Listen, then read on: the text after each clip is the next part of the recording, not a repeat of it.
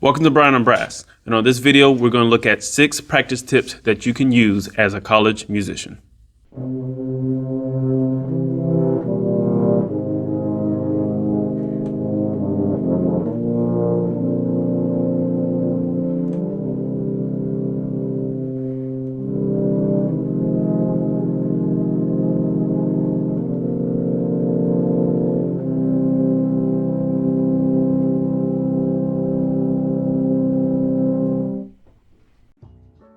Tip number 1, put practicing in your daily schedule.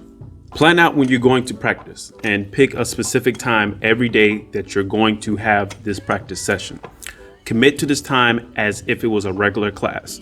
So make it something that you have to be there, something that you have to do this because you've already slotted this time frame to do this practicing. It is best to practice in between classes just so you have that kind of mental state already of hard work and focus. So once you put your practice session in between classes, it's easier to transition from class to practice to class.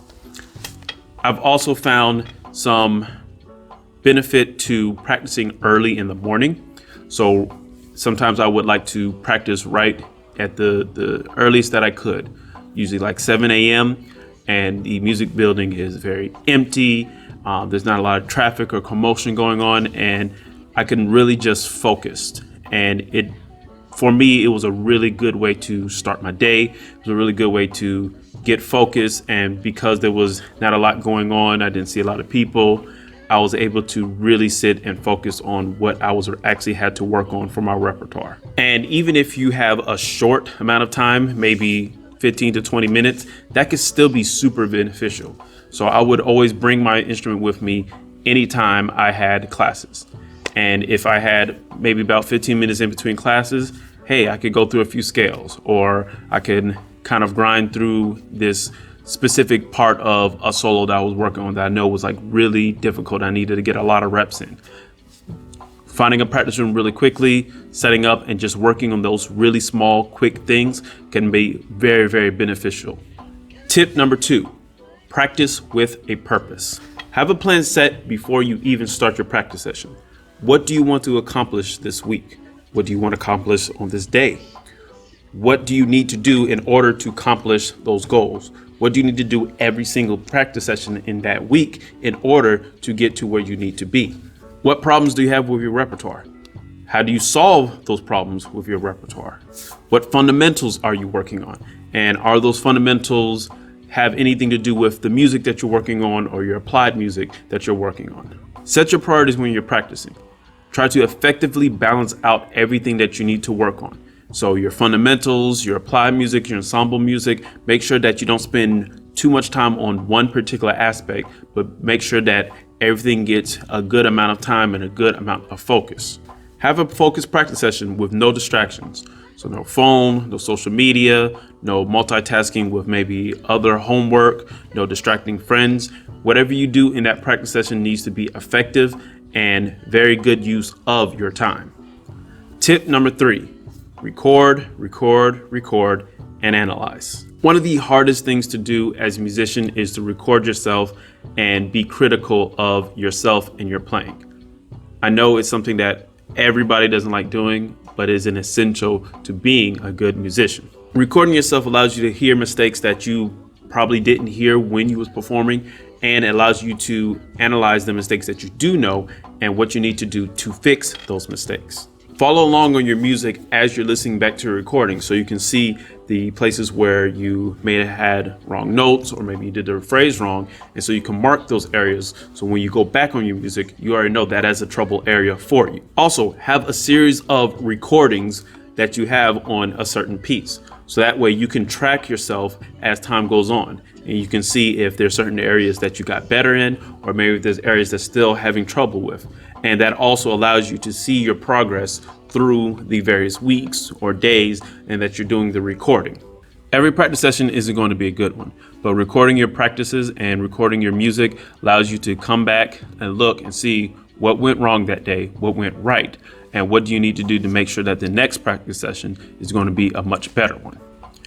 Tip number 4, change your environment. So don't just practice in a practice room only. Try to change up your environment and try many different places. So this is great for trying out different acoustics, whether you be in a band room, a recital hall, a foyer, or maybe even outside.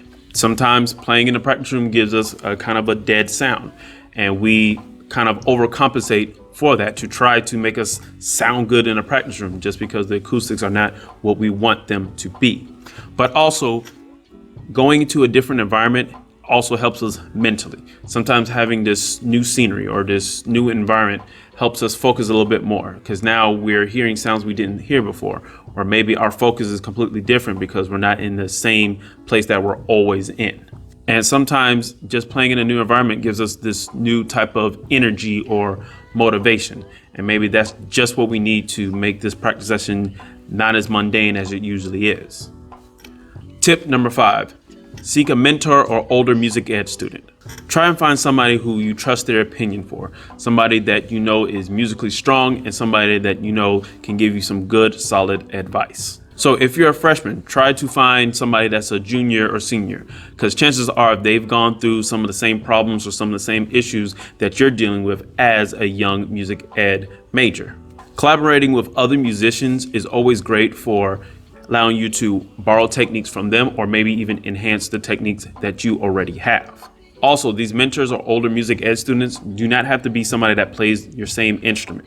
You can find a lot of great advice from vocalists or other instrumentalists in terms of phrasing, articulation, style, and they don't have to play your instrument in order to get some really, really valuable information from them.